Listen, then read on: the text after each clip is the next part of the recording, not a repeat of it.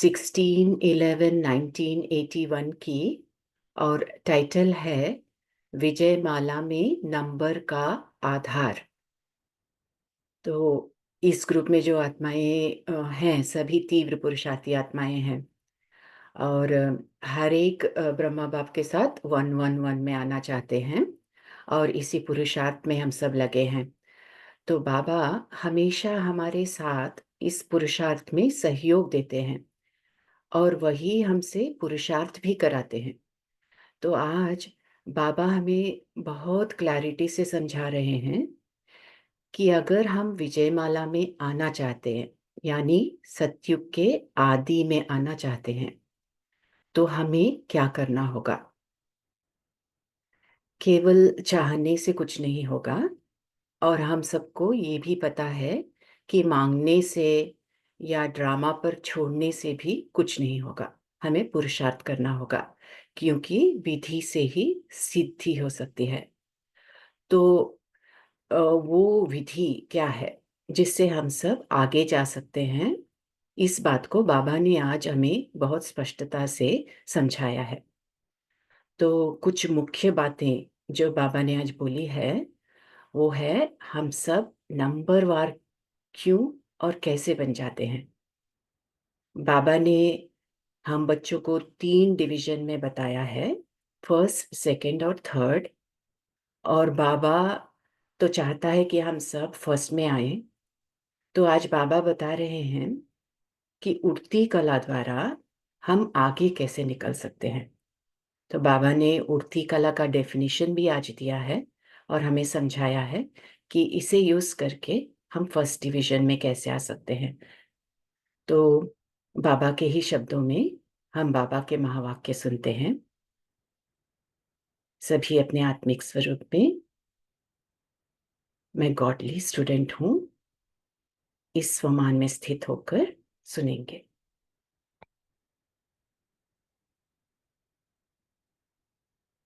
विजयमाला में नंबर का आधार। अव्यक्त बाप दादा अपनी विजयी रत्नों बच्चों के प्रति बोले। आज बाप दादा अपने सिक्की लधे श्रेष्ठ आत्माओं से फिर से मिलने आए हैं। याद आता है कि इसी समय इसी रूप में कितने बार मिले हो।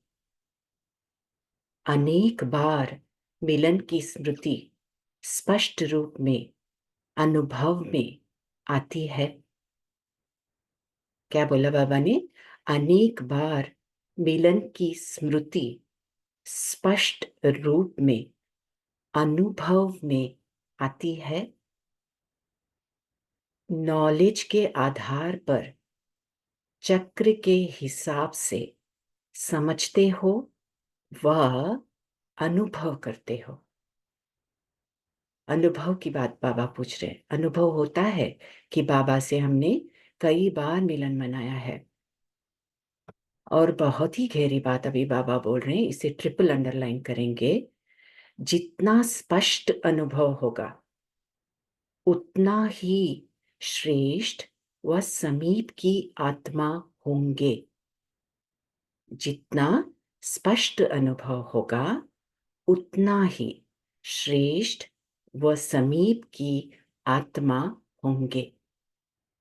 वर्तमान सर्व प्राप्ति और भविष्य श्रेष्ठ प्रारब्ध की अधिकारी आत्मा होंगे। तो बाबा ने हमें क्या समझाया कि इस समय संगम के समय हमें अगर ये बात स्पष्ट है कि बाबा से हम पहले भी मिले हैं और अब जब मिलन मना रहे हैं तो बहुत स्पष्टता से ये रिलेशनशिप बाबा के साथ हमें महसूस हो रहा है, अनुभव हो रहा है, माना एक्सपीरियंस कर रहे हैं। तो बाबा ने कहा कि वर्तमान में भी हमें सर्व प्राप्तियां मिलेंगी और भविष्य में भी हम श्रेष्ठ प्रारब्ध के अधिकारी आत्मा होंगे। अपने आप को इसी अनुभव के आधार पर जान सकते हो कि मुझ आत्मा का विजयमाला में कौन सा नंबर है। तो आज बाबा ने हमें एक बहुत क्लैरिटी से बताया है कि हम कहाँ कितने पानी में हैं, हमारा पुरुषार्थ हमें कितना आगे लेके जा रहा है, हम कहाँ खड़े हैं विजयमाला में। उसके लिए एक बहुत अच्छा पॉइंटर बाबा ने दिया है कि हमारी याद जो है बाबा की, उसमें स्पष्टता कितनी है, कितना एक्सपीरियंस कर रहे हैं हम इस स्पष्टता को। वो हमारा आधार है, वो हमें बताता है कि हम कितने आगे हैं। तो बाबा आगे बोलते हैं, वर्तमान समय बाप दादा भी बच्चों के पुरुषार्थ और प्राप्ति के आधार पर नंबरवार याद करते, अर्थात माला और यादगार रूप की विजय माला, जिसको वैजयंती माला कहते हैं। तो दोनों मालाओं में मेरा नंबर कौन सा है, यह जानते हो। तो ये थोड़ा सा लंबा लाइन है, इसमें बाबा समझा रहे हैं कि एक है वो माला जो बाबा के सामने अभी है। इस माला में वो पुरुषार्थी आत्माएं हैं जो इस समय पुरुषार्थ में आगे हैं, उनकी प्राप्तियां हो रही हैं। वो अतीन्द्रिय सुख में रहते हैं, शांत स्वरूप रहते हैं। उन्हें जो भी शक्तियां चाहिए वो काम पर जब भी काम होता है उसका, तो वो आ जाते हैं उनके पास, वो इस्तेमाल कर लेते हैं।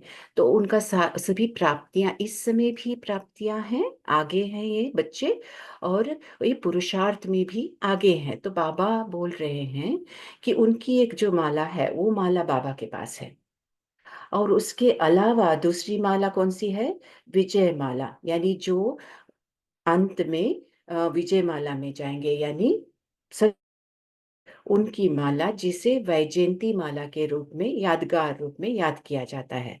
तो दोनों माला में मेरा नंबर कौन सा है। तो बाबा ने पूछा, यह जानते हो। अपने नंबर को स्वयं ही जानते हो। वह यह कहेंगे कि बाप दादा सुनावे। बाप दादा तो जानते ही हैं, लेकिन अपने आप को जानते जरूर हो।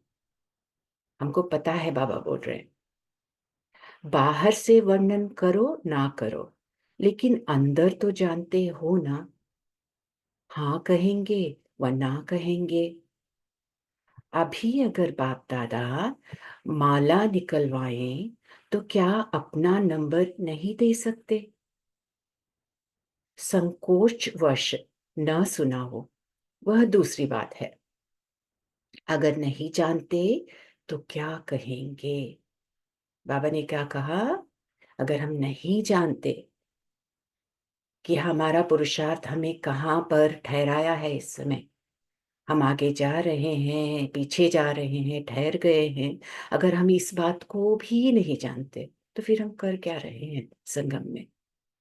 तो बाबा ने कहा, अगर नहीं जानते तो क्या कहेंगे।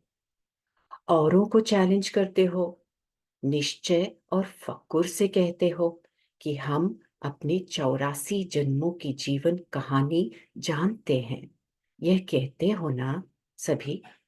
तो 84 जन्म में यह वर्तमान का जन्म तो सबसे श्रेष्ठ है ना। हमारे 84 जन्म हम जानते हैं, तो ये श्रेष्ठ जन्म, जो सबसे श्रेष्ठ ऊंचाई का जन्म, इसे तो जानते होंगे ना। ये बाबा ने पूछा, इसको नहीं जान सकते हो। मैं कौन, इस पहेली को अच्छी तरह से जाना है ना। तो यह भी क्या हुआ, मैं कौन की पहेली जानने का हिसाब बहुत सहज है। तो कई बार हम मैं कौन को हम कौन के आधार पर जानते हैं। बाबा ब्राह्मणों के लिए जो बोलते हैं, जो स्वमान देते हैं, हम सब जो पुरुषार्थ कर रहे हैं ऊंच से ऊंच इस समय, उस अनुसार हम समझ लेते हैं, चलो हम आगे हैं, सबसे आगे हैं, ये है जो भी अपना स्वमान भी ले लेते हैं, समझ लेते हैं। लेकिन बाबा आज हमसे पूछ रहे हैं, हम हर एक अपने आप से पूछें, मैं कौन। तो आज के पुरुषार्थ के आधार पर हम समझ सकते हैं कि आगे हम कौन बनेंगे। तो इसकी चेकिंग बाबा आज हमसे करवा रहे हैं। एक है याद की माला। जितना स्नेह और जितना समय आप बाप को याद करते, उतना और उसी स्नेह से बाप भी याद करते हैं। अंडरलाइन पॉइंट है। याद से ही याद आती है, बाबा बोलते हैं ना। तो हम जितना बाबा को याद करते हैं, बाबा वापस रिटर्न में हमें उतना ही याद करते हैं। तो अपना नंबर निकाल सकते हो। अगर आधा समय याद रहता और स्नेह भी 50% का है, वह 75% का है, तो उसी आधार से सोचो, 50% स्नेह और आधा समय याद, तो माला में भी आधी माला समाप्त होने के बाद आएंगे। तो अगर हमें खाली 50% याद है, तो 50% माला वाले आ जाएंगे, पहले वाले आ जाएंगे, उसके बाद हम आएंगे। अगर याद, अभी बहुत इंपॉर्टेंट लाइन आ रही है, इसे अंडरलाइन करें। अगर याद निरंतर और संपूर्ण स्नेह सिवाय बाप के और कोई नजर ही नहीं आता, सदा बाप और आप भी कंबाइंड हैं, तो माला में भी कंबाइंड दाने के साथ साथ आप भी कंबाइंड होंगे, अर्थात साथ साथ मिले हुए होंगे। तो बाबा ने क्या समझाया कि अगर हमारी याद निरंतर होगी और संपूर्ण स्नेह की होगी, एक बाप दूसरा ना कोई, इस तरह की याद होगी, अपने आप को बाबा के साथ कंबाइंड स्वरूप में महसूस करेंगे। तो बाबा ने कहा, जो आत्माएं अभी कंबाइंड है बाबा के साथ, यानी जिनका ये पुरुषार्थ निरंतर चल चुका है और वो कंबाइंड है बाबा के साथ, हम उन आत्माओं के साथ सतयुग में आएंगे, यानी हम बिगिनिंग में आएंगे, जब कंबाइंड आत्माएं आने वाली हैं। जो अभी कंबाइंड है वो बिगिनिंग में सतयुग में आएंगी, तो उनके साथ हमारा भी नंबर लगेगा। तो बाबा ने कहा, सदा सब बातों में नंबर 1 होंगे। क्या कहा बाबा ने? सदा भी कहा और सब भी कहा। सदा सब बातों में नंबर 1 होंगे, यानी इस समय भी चारों सब्जेक्ट्स में नंबर 1, धारणा में नंबर 1, कंप्लीट गुणों गुणों को अपने अंदर स्वरूप में ला चुके होंगे, और ये ऐसा पुरुषार्थ होगा, बाबा के साथ कंबाइंड होने के कारण श्रेष्ठ कर्म पुण्य कर्म होते रहेंगे। हर बात में नंबर 1, संकल्प भी बाप के जैसे, कर्म भी बाप के जैसे। वैसे ही सारे कल्प में ये आत्माएं नंबर 1 हर बात में होंगे, तो सदा सब बातों में नंबर 1 होंगे, तो माला में भी नंबर 1 होंगे। जैसे लौकिक पढ़ाई में फर्स्ट डिवीजन, सेकंड, थर्ड होती है, वैसे यहाँ भी महारथी, घोड़सवार और पैदल 3 डिवीजन हैं। तो आगे इन 3 डिविजन्स को बाबा ने बहुत क्लैरिटी से समझाया है। फर्स्ट डिवीजन, सदा फास्ट, अर्थात उड़ती कला वाले होंगे। सदा फास्ट अर्थात उड़ती कला वाले होंगे। हर सेकंड, हर संकल्प में बाप के साथ का, सहयोग का, स्नेह का अनुभव करेंगे, अनुभव करेंगे। हर सेकंड बाबा ने बोला, निरंतर, हर सेकंड, हर संकल्प में बाप के साथ का, सहयोग का, स्नेह का अनुभव करेंगे। उन्हें ऐसा महसूस होगा, बाबा ही सब कुछ कर रहा है, बाबा ही मुझे चला रहा है, बाबा ही मुझे सुचवा रहा है, मैं सोच नहीं रही हूँ, बाबा मुझे सुचवा रहा है, बाबा मुझसे बोल रहा है ना। ऐसे ऐसा स्वरूप उनका होगा। तो बाबा ने कहा, और ये जो उड़ती कला है इसका भी बाबा ने आगे एक्सप्लेनेशन दिया है। तो बाबा आगे बोल रहे हैं, सदा बाप के साथ और हाथ में हाथ की अनुभूति करेंगे, उसकी अनुभूति उन्हें होगी। सहयोग तो यह नहीं कहेंगे, सदा स्वयं को संपन्न अनुभव करेंगे, संपन्न अनुभव करेंगे, कोई कमी नहीं होगी। ये होंगे फर्स्ट डिवीजन की आत्माएं। तो इसमें मेन बात जो बाबा ने बताई, उड़ती कला, उनकी उड़ती कला होगी, चलती वाली चढ़ती वाली कला नहीं, उड़ती कला बाबा ने शब्द यूज किया। और इसके फर्क को आगे बाबा ने समझाया है। सेकेंड डिवीजन वाली आत्माएं, जो सेकेंड डिवीजन वाली आत्माएं होंगी उनके क्या लक्षण होंगे? चढ़ती कला का अनुभव करेंगे। देखो शब्द चेंज हुआ, चढ़ती कला का अनुभव करेंगे लेकिन उड़ती कला का नहीं। चढ़ती कला में आए हुए विघ्नों को पार करने में कभी ज्यादा कभी कम समय लगाएंगे। तो ऐसा नहीं है कि फर्स्ट डिवीजन वालों के सामने विघ्न नहीं आएंगे, ऐसा नहीं है, दोनों के पास विघ्न आएंगे। लेकिन जो फर्स्ट डिवीजन वाले हैं वो उड़ती कला द्वारा उन विघ्नों को पार करेंगे, और चढ़ती कला वाले विघ्नों को पार करने में कभी ज्यादा समय कभी कम समय, यानी चढ़ती कला द्वारा विघ्नों को पार करेंगे। उड़ती कला वाले ऊपर से क्रॉस करने के कारण ऐसे अनुभव करेंगे जैसे कोई विघ्न आया ही नहीं। कई मूल्यों में बाबा ने बोला है, पत्थर के पहाड़ को तोड़ने में नहीं लगो, ऊपर से उड़ जाओ। जब भी कोई विघ्न आता है तो उसे एनालाइज करना, क्यों आया, क्या करना चाहिए, कौन सी ज्ञान के पॉइंट को यूज करूं, मैं क्या करूं, ये सोच में लग के उससे लड़ना, उसको पॉइंट लगा लगा के धीरे धीरे उसको सॉल्व करना, ये हुआ चढ़ती कला। लेकिन हमको क्या चाहिए? उड़ती कला। वो विघ्न आया, हमें ऑलरेडी ज्ञान है, विघ्न तो आने ही है, हमें तो पता ही है हिसाब किताब चुप तो हो रहे हैं, हमें तो पता ही है बना बनाया ड्रामा है, हमें पता ही है हर एक का एक पार्ट है, हमें पता है ड्रामा कल्याणकारी है, हमें क्या नहीं पता? हर बात पता है हमें। हमें पता है, हमें खाली अभी क्या करना है? साक्षी होकर विघ्न को देखना है, साक्षी होकर बाबा के साथ रहना है, बाबा से संकल्प लेना है, बाबा के संकल्प से उस विघ्न को एक ही पल में पार क्रॉस कर लेना है। अपने संकल्प चलाएंगे तो उसे तोड़ने में लग जाएंगे, बाबा से संकल्प लेंगे तो तुरंत उड़ जाएंगे। तो बाबा उस उड़ती कला की बात कर रहे हैं, और इसके लिए क्या होना चाहिए?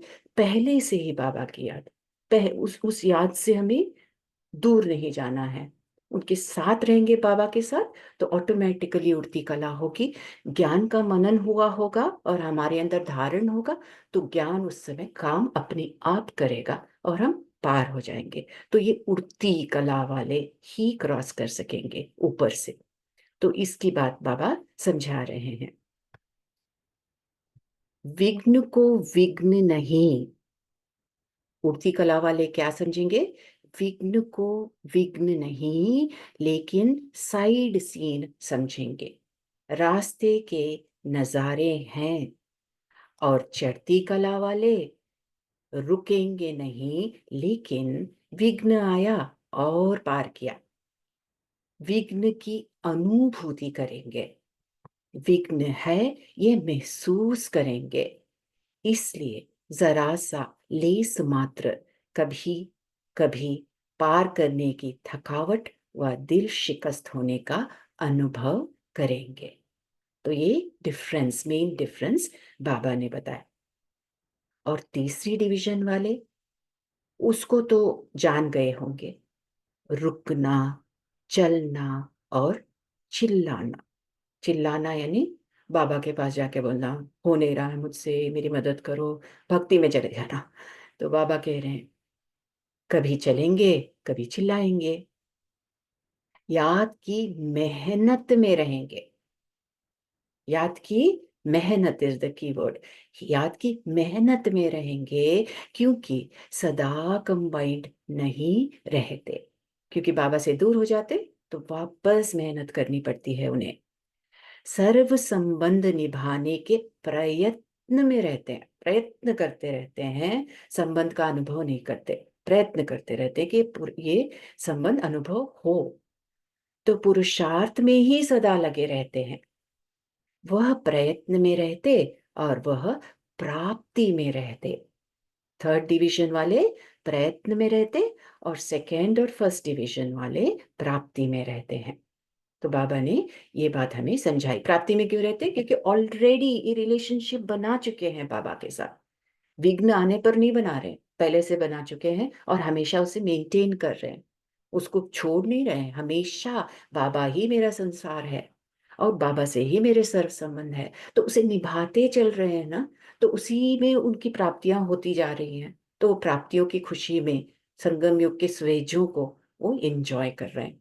और दूसरे जो जब कभी कभी संबंध निभाते कभी नहीं निभाते, उनका क्या हो रहा है? वो प्रयत्न में लगे रहते हैं कि बाबा से मेरा संबंध लग जाए, अरे ये विघ्न आया, मैं इसे कैसे क्रॉस करूं, बाबा से पहले संबंध तो जोड़ूं, इसी में लगे रहते हैं। तो ये फर्क बाबा ने बताया। तो इससे अभी समझो मेरा नंबर कौन सा। माला के आदि में है, अर्थात फर्स्ट डिवीजन में है। वह माला के मध्य में अर्थात सेकेंड डिवीजन में, वह माला के अंत में अर्थात थर्ड डिवीजन में है। तो याद और विजय दोनों के आधार से अपने आप को जान सकते हो।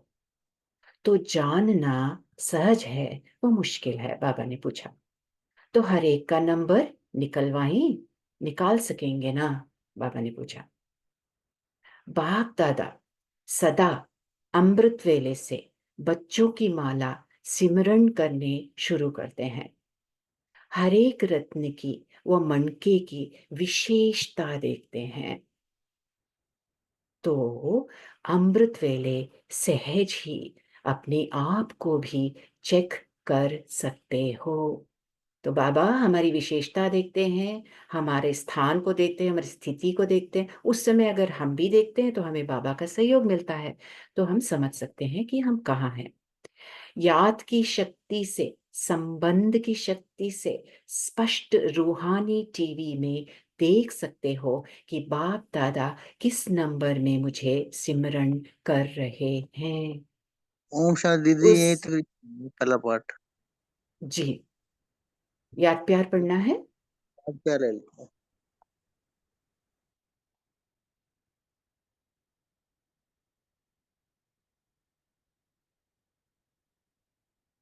ऐसे सदा बाप के साथी, हर संकल्प, बोल और कर्म में बाप समान अर्थात बाप के समीप रत्न, सदा स्वरूप और सफलता स्वरूप विजय माला के समीप रत्नों को बाप दादा का याद प्यार और नमस्ते। हम नोट करेंगे, बाबा ने यहाँ कहा सदा स्वरूप और सफलता स्वरूप, और इसका चिंतन करेंगे। हम बच्चों का भी बाप दादा को याद प्यार और नमस्ते। ओम शांति।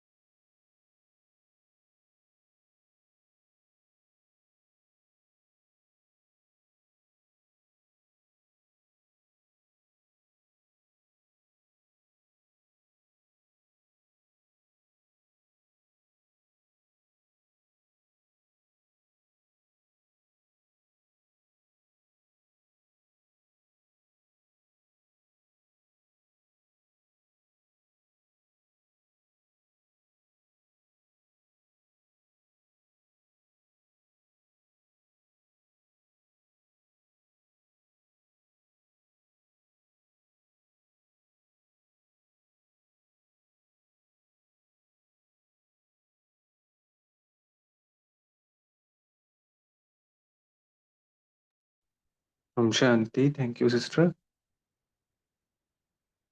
जी उर्मिल सिस्टर आप शेयर कीजिए। Sorry Urmila sister. ओम शांति। हाँ जी आज किरण बहन आप आज कंटिन्यू कर सकते हैं डिस्कशन यहाँ पर। जी जी जी कर सकती हूँ, बोल हाँ सकती जी हूँ। हाँ जी हाँ बोलिए। हाँ। आज प्यारे बाप दादा अपने सिक्की लेते बच्चों को, यानी बहुत काल से मिलने वाले कल्प के बाद 5000 इयर्स बच्चों को मिलने आए हैं। बाबा पूछ रहे हैं, अनेक बार मिलन की स्मृति स्पष्ट रूप में अनुभव करते हो? जितना स्पष्ट अनुभव होगा उतना ही हम श्रेष्ठ वास्तविक की आत्मा होंगे, बाप दादा के। फिर बाबा कहते कि संगम युग की श्रेष्ठ प्रारब्ध के अनुभव से ही पता चलेगा मुझ आत्मा का विजय माला में कौन सा नंबर है। इसका हमें यानी हम कितने डेप्थ में है ये हमें मालूम होता है। तो इससे हमें मालूम ही होता है कि सतयुग में मेरा पद क्या होगा। ओम शांति।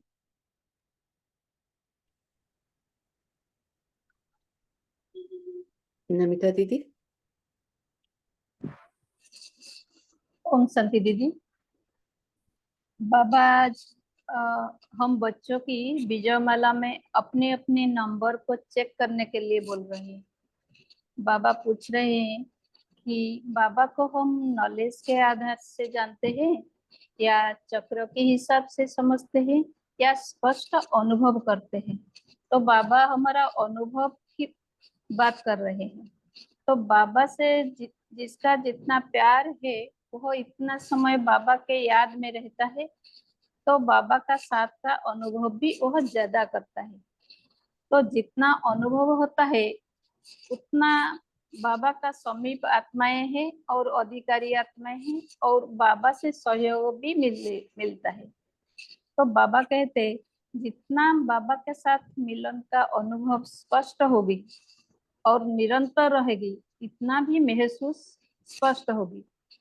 बाबा याद दिलाते कि हम 84 जन्म के चक्र तो जानते हैं, लेकिन इस संगम युग जो सबसे श्रेष्ठ है उसका महत्व को बारे भूल जाते हैं।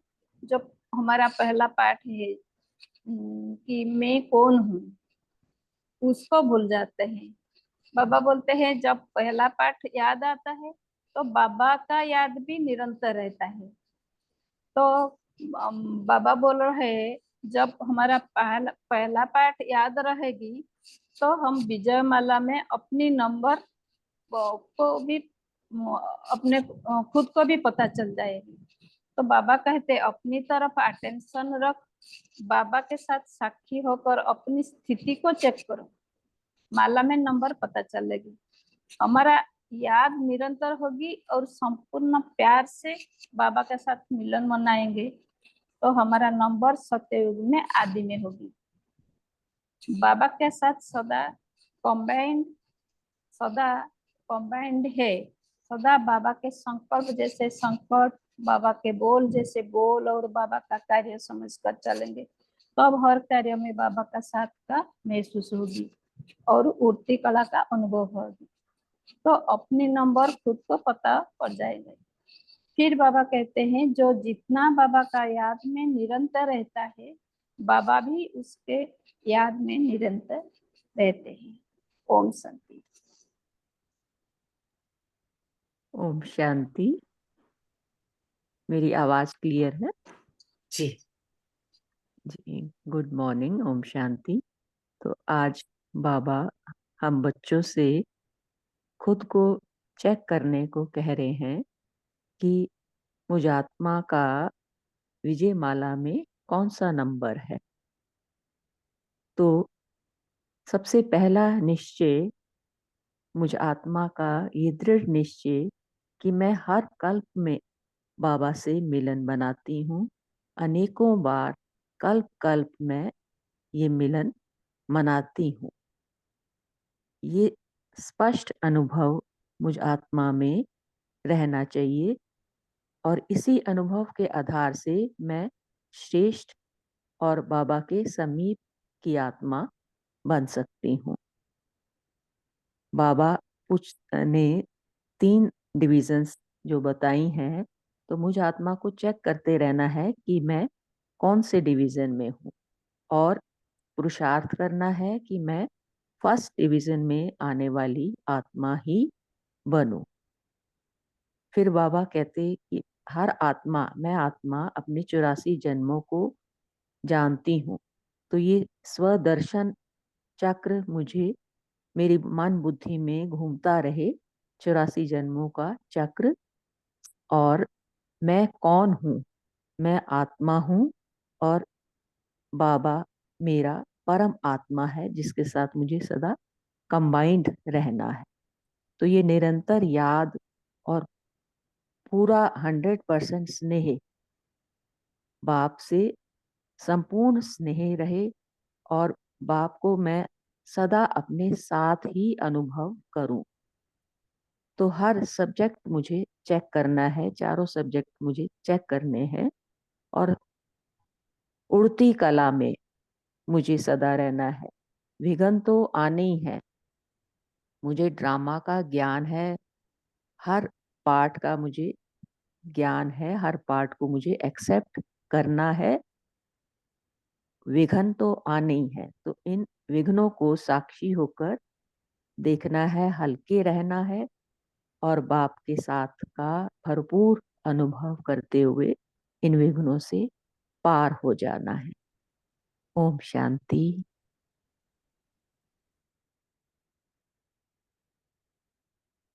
सावित्री दीदी। हाँ जी, ओम शांति। तो बाबा का जो बोलने का है विजय माला, तो मुझे आत्मा को देखना है कि मेरा कौन सी डिवीजन में नंबर है। तो बाबा ने जैसे बताया है कि याद की मेहनत में रहेंगे, क्योंकि सदा कंबाइंड नहीं रहते, सर्व संबंध निभाने के प्रयत्न में रहते हैं, जो बाबा ने तीसरी डिवीजन बताई है। तो इस आधार पर अगर हम अपना नंबर देखें, चढ़ती कला, उड़ती कला, 3 चीजें। तो बाबा ने जैसे लौकिक पढ़ाई का भी दिया है, तो लौकिक पढ़ाई में भी फर्स्ट सेकंड थर्ड बताया है। तो यहाँ भी बाबा ने महारथी, घोड़ेसवार और पैदल। तो जैसे उड़ती कला तो महारथी, सेकंड तो घोड़ेसवार और पैदल। तो बाबा का ये सारी बातें जो हमें समझा रहे हैं, तो बाबा ये नहीं बोलते कि मेरा बच्चा थर्ड में आए, कोई सभी फर्स्ट में आए। तो मुझे भी, अगर मुझे याद का बहुत अच्छा पॉइंट लगा, जैसे बाबा ने बोला कि याद तो माला में भी आधी माला समाप्त होने के बाद आएंगे। याद बोला बाबा ने, तो याद कौन सी याद की बात की बाबा ने यहाँ पर? अगर याद निरंतर और संपूर्ण स्नेह सिवाय बाप के और कोई नजर ही नहीं आता, सदा बाप और आप भी कंबाइंड हैं, तो माला में भी कंबाइंड दाने के साथ साथ आप भी कंबाइंड होंगे, मतलब साथ साथ मिले हुए होंगे। तो ये अगर हम, मुझ आत्मा को भी अनुभव या सभी को अनुभव होता ही है कि हम मिले थे, मिले हैं और मिले रहेंगे। तो सदा हमें जो बाबा ने ये नंबर बताए हैं, तो इस नंबर में मुझे अपनी जो डिवीजन है, यहाँ पर मुझ आत्मा का ये अनुभव है कि हम, मतलब ये दिनचर्या की अगर हम बात लगाएं, तो यहाँ पे कुछ ना कुछ मिस तो होता ही है। तो सदा बाप के साथ और हाथ की अनुभूति करेंगे। अगर हम साथ हैं, स्नेह है, सहयोग है, संकल्प में है, तो हर सेकंड हम है ही उड़ती कला में। लेकिन परिस्थिति के अनुसार अगर हम देखें, तो कई बार हमारी कुछ कलाएं कम हो जाती है। तो यहाँ पर बाबा का, यहाँ पर हमें अपना नंबर बढ़ाना है और माला के आदि में आना है और फर्स्ट डिवीजन लेना है। और फर्स्ट डिवीजन लेना आसान है, क्योंकि हम कंबाइंड हैं ही।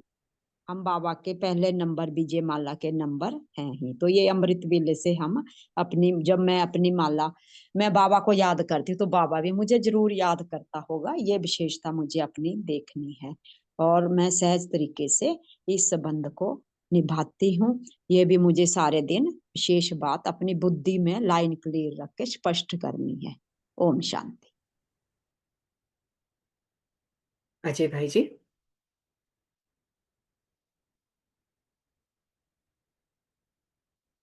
ओम शांति दीदी। बाबा ने बोला, आप बच्चे जितना स्नेह दिल से मुझे याद करते हो, मैं भी आपको उतने ही दिल स्नेह से याद करता हूँ। और फर्स्ट डिवीजन में आने वालों का बताया कि उन्हें बाबा पर संपूर्ण निश्चय होगा, संपूर्ण स्नेह होगा, कहीं भी इधर उधर उनका मन बुद्धि नहीं भटकेगा, और हमेशा वो उड़ती कला में रहेंगे। वो विघ्नों को ऐसे क्रॉस करेंगे जैसे उन्हें पता ही नहीं चलेगा, मतलब उन्हें विघ्न विघ्न नहीं लगेगा, एक खेल लगेगा। ओम शांति। तो जो बाबा ने बताया कि उड़ती कला में रहने के लिए हमें 100% बाबा से स्नेह होना चाहिए, स्नेह होना चाहिए 100%, जहाँ और कोई याद ही ना आए। तो हम सब जानते हैं कि हम सब भावना में आके तो बोल ही देते हैं कि बाबा से ज्यादा बाबा ही संसार है, सब कुछ बोल देते हैं। लेकिन कोई ना कोई बात ऐसी होती है ड्रामा में जहाँ हम खिंच जाते हैं और बाबा की याद 100% रह नहीं पाती।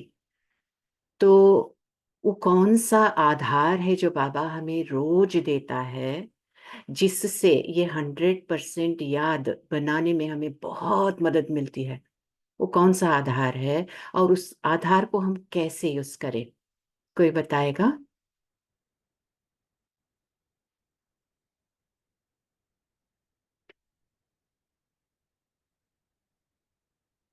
आधार है मुरली। जो अव्यक्त मुरलियां बाबा हमें दे रहे हैं वो तो है ही, लेकिन अगर हम साकार मुरलियों को भी देखें, साकार मूल्यों में क्या है? हर एक लाइन में बाबा का सहयोग, बाबा का प्यार। बाबा हमें डायरेक्शन दे रहा है कि कैसे उस उड़ती कला में सदा बने रहें। तो मुरली को अगर हम बहुत ध्यान से पढ़ते हैं, उसे बहुत मनन करते हैं, उसे स्वरूप में लाते हैं और उसी में लगे रहते हैं, मतलब मुरली के अलावा हमारे दिमाग में और कुछ ना चले, तो बाबा से प्यार 100% बना ही रहता है। ये मेरा ऐसा संकल्प है। सावित्री दीदी आप बोले। हाँ, मुझे भी यही संकल्प आया जो आपने, मुझे क्या लग रहा था, अगर ये क्लास अमृत बेला से पहले हो जाए तो शायद नंबर 1 फर्स्ट नंबर तो आएगा ही आएगा। ये मुझे ये संकल्प आ रहा था इससे पहले जब मुरली सुन रहे थे, और आपने जिस तरीके से मुरली सुनाई तो मुझे लग रहा था कि हाँ, मुरली के अगर हम कुछ पॉइंट अमृत बेला ले लें, जैसे हम ये वाली मुरली करते हैं साकार जो भी है, तो मुझे लगता है कि यहाँ पर हमारी स्थिति बनेगी अनुभव की, क्योंकि अनुभव मुरली ही है। अनुभव जो आपने बताया कि एक मुरली ही है, ऐसी हमारे पास एक विजय रत्न बनाने की एक ऐसी सहयोग है, एक बाबा का स्नेह है जो बाबा हमें संकल्प देना और जो बाबा हमें देखना, तो ये याद हमें प्राप्ति के आधार पर नंबर 1 बना सकती है। ओम शांति। जी, निपुण भाई जी आपने हाथ उठाया था, आपको कुछ बोलना है? जी ओम शांति। बाबा ने कहा है कि नॉलेज के आधार पर या चक्र के हिसाब से समझते हो या अनुभव करते हो, यानी बाबा अनुभव को ही ज्यादा इम्पोर्टेंस देते हैं हमेशा। नॉलेज तो हमको कितनी हो गई है, कितना विस्तार है नॉलेज का, कितनी क्लासेस सुनते हैं, मुरली सुनते हैं, लेकिन उसको अनुभव कितना करते हैं, उस आधार पे ही हमको नंबर मिलते हैं।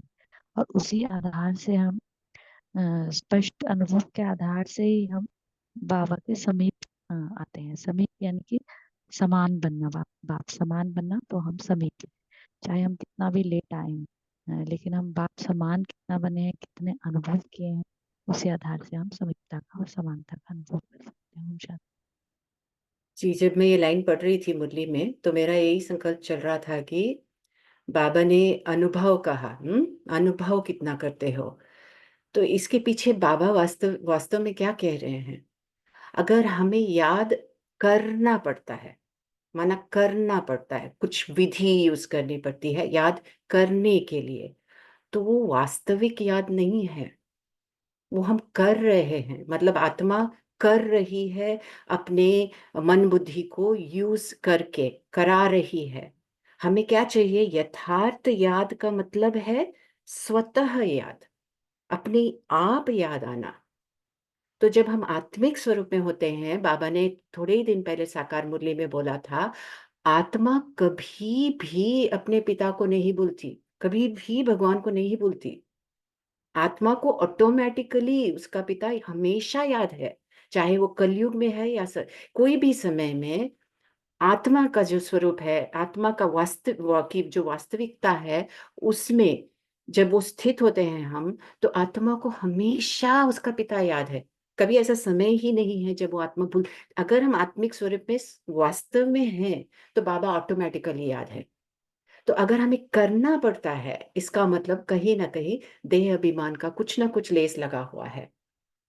तो इसीलिए बाबा कहते हैं, जब अनुभव होता है, मैंने एक्सपीरियंस हो, अपने आप आता है याद बाबा का, केवल उस याद को हम यथार्थ याद में गिन सकते हैं। बाकी सब हम याद करने की कोशिश में लगे हुए हैं, वास्तविक याद नहीं है वो। तो वास्तविक याद अपने आप होती है। किसी का कमेंट है इस पर? कुछ बोलना चाहेंगे आप? आपको क्या लगता है? जी दीदी, बहुत अच्छा शेयर करा आप लोगों ने, अपना अनुभव भी, और डिटेल में सावित्री सिस्टर ने भी शेयर करा। मेरे को भी यही लगता है कि जैसे बाबा ने बोला है ना कि संपूर्ण से निर्णय और याद निरंतर, और इसके लिए हमें संबंध हमारा बाबा से ना, मतलब हमारे सर्व संबंध बाबा से है, तभी तो हमें बाबा स्वतः ही याद आता रहेगा ना। और वो स्वतः याद ही एक्चुअली याद है, जी जी जी। नहीं? और जो जो ऑटोमेटिक रहे, ये भी, मतलब ये भी मुझे आत्मा का भी अनुभव है। जब आत्मिक स्थिति रहती है ना, तो मतलब तो याद करने का जरूरत नहीं पड़ता, याद का कनेक्शन बाबा से जुटा हुआ है ही इटसेल्फ। तो सर्वप्रथम यही है कि आत्मिक स्थिति हमारी कितनी, कितना हम सोल कॉन्शियसनेस में है। सोल कॉन्शियसनेस में हमारा व्यर्थ संकल्प चलेगा ही नहीं, तो स्वतः ही बाबा की याद रहेगी। जी। बहुत अच्छा, थैंक यू। कविता सिस्टर, आप शेयर करना चाहते हैं कुछ? जी भाई जी, ओम शांति। हाँ वही बस थोड़ा सा ऐड करना था कि बाबा बहुत सारी साकार मूर्तियों में यही कहते हैं कि आत्मा हो ये पहले निश्चय है, क्योंकि जब तक वो निश्चय नहीं है तब तक ये सारी जो चीजें बाबा ने पुरुषार्थ के जो लेवल्स बताई, आज उठती कला चढ़ती कला, और जो मेहनत हो रही है बच्चों को पुरुषार्थ में बाबा को याद करने की, तो वो पूरे नलीफाई हो जाएंगे अगर ये हम फर्स्ट जो पार्ट बाबा ने पढ़ाया है, अगर उसमें हम जैसे फुल मार्क्स लेंगे पहले कि मैं आत्मा हूँ, तो सारी चीजें जो है, सारी जो कठिनाइयां हैं, विघ्न है, वो सारी जो है पुरुषार्थ में वो समाप्त हो जाएंगी। क्योंकि जैसे छोटा बच्चा होता है, जब वो पैदा होता है तो नेचुरली अपने माँ बाप को पहचान ही लेता है और उसका किसी और से आकर्षण नहीं होता है, वो सिर्फ माँ की गोदी में या बाप की गोदी में ही जाता है। तो यहाँ भी वैसे ही है, जब आत्मा आती है तो बिना शरीर के ही आते हैं, क्योंकि बाबा भी कहते हैं नंगे आए हैं नंगे जाना है।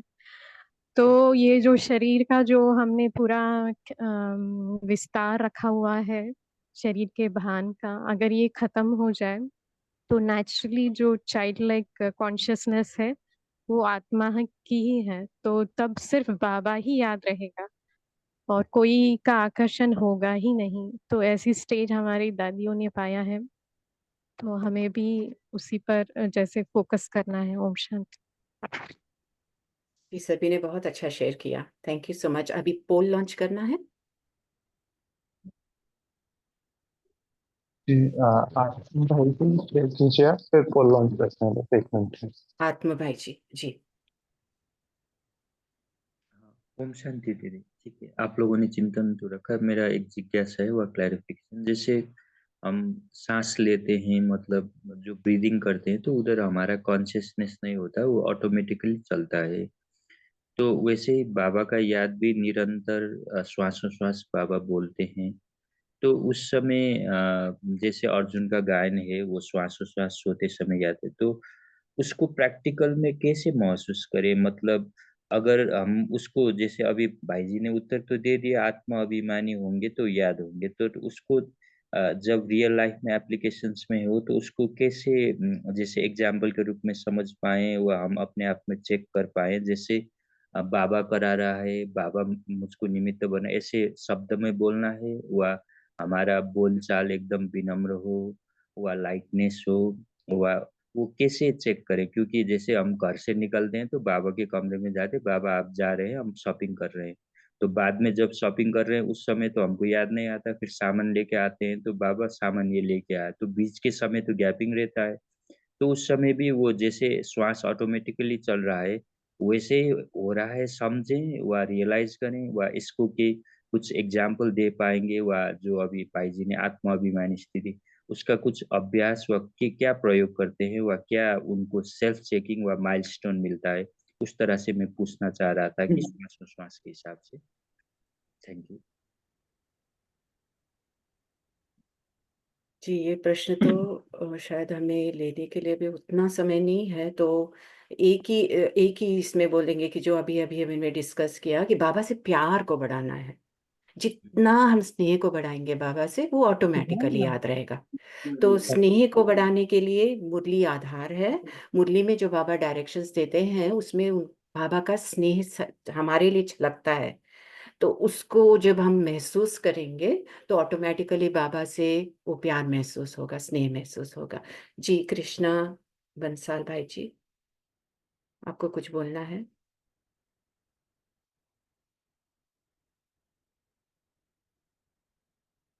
अच्छा, तो तो अभी हम पोल लॉन्च करेंगे, तो सभी लोग पोल में पार्टिसिपेट मेन स्क्रीन पर देखिए।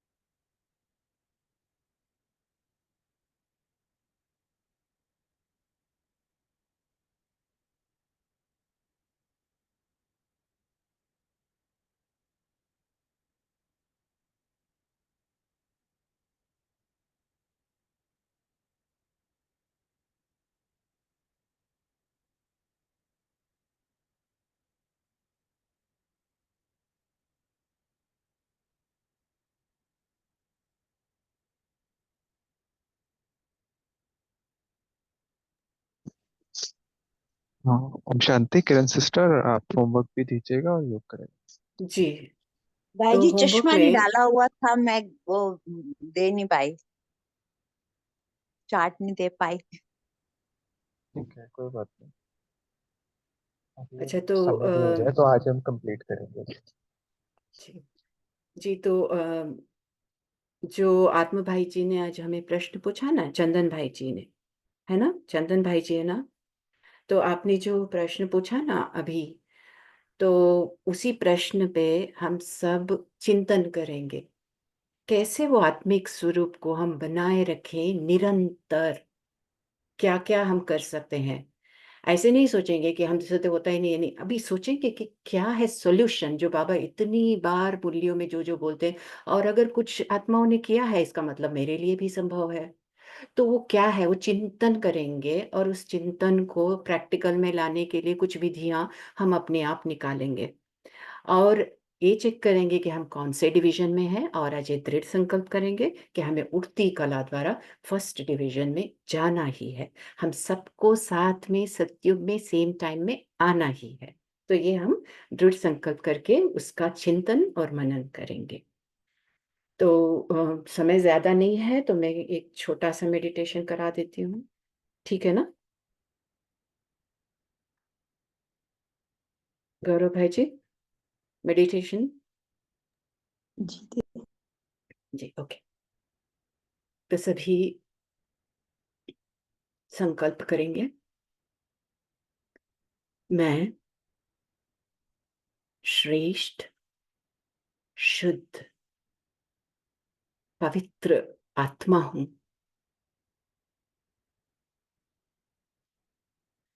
भ्रुकुटी के बीच चमक रही हूं।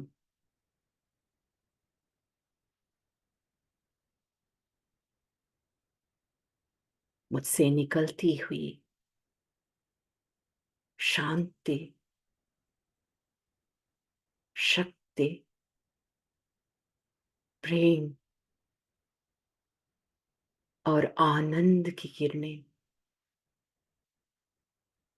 चारों ओर फैल रही हैं।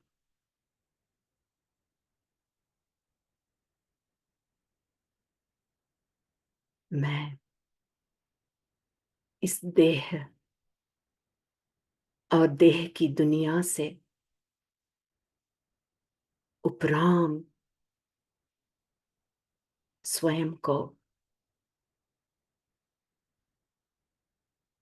डबल लाइट महसूस कर रही हूं।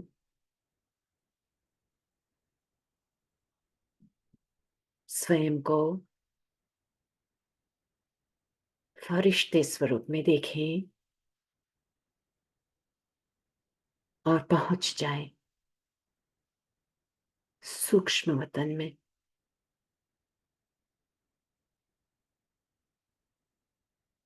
मेरे सामने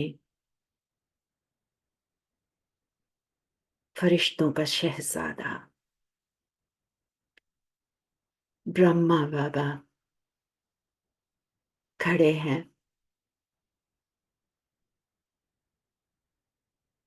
देखें, शिव बाबा ब्रह्मा की प्रकृति में चमक रहे हैं।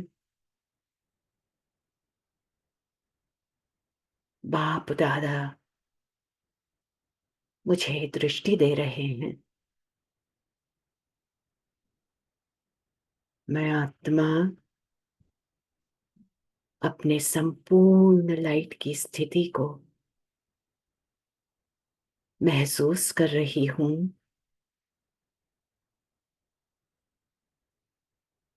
शिव बाबा को देखते देखते उड़ जाती हूं परम धाम में। उल्टे कल्प वृक्ष के ऊपर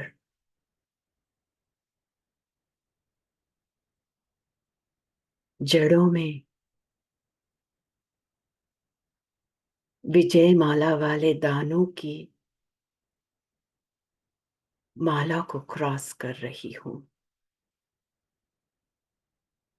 मम्मा बाबा को क्रॉस करते हुए और ऊपर चली जाती हूं अपने शिव पिता के सामने। स्पष्टता से देखें अपने घर को। लाल सुनहरी दुनिया और मेरे सामने मेरे पिता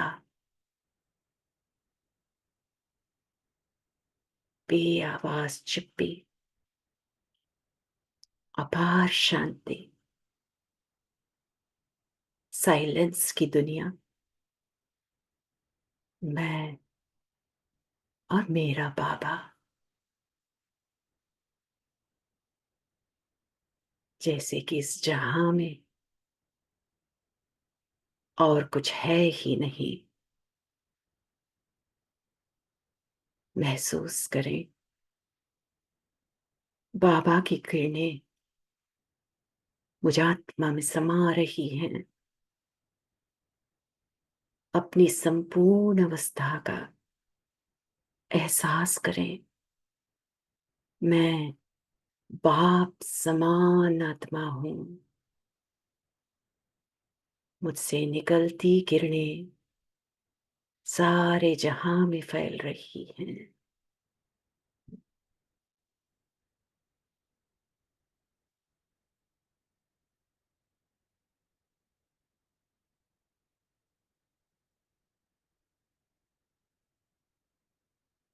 अभी नीचे आ जाए अपने शरीर में।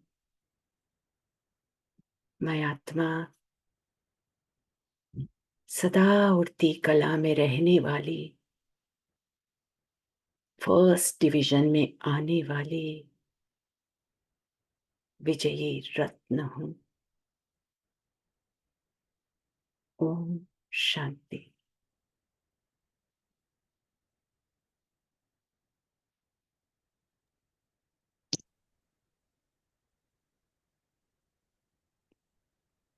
ओम शांति। थैंक यू सिस्टर, आपने बहुत अच्छे से योग भी कराया, मैं भी पढ़ा, डिस्कशन भी किया। तो thank you everyone, have a great day. आज बाबा मिलन भी है, तो बाबा मिलन की भी सबको बहुत बहुत शुभकामनाएं। बढ़िया से बाबा मिलन करेंगे। ओम शांति। शुक्रिया बाबा, शुक्रिया दीदी, शुक्रिया भाई जी। ओम सभी ओम को बाबा शांति। ओम ओम शांति। शुक्रिया भाई बाबा, जी, शुक्रिया। ओम शांति। ओम शांति। शुक्रिया बाबा, शुक्रिया भाई जी। ओम शांति।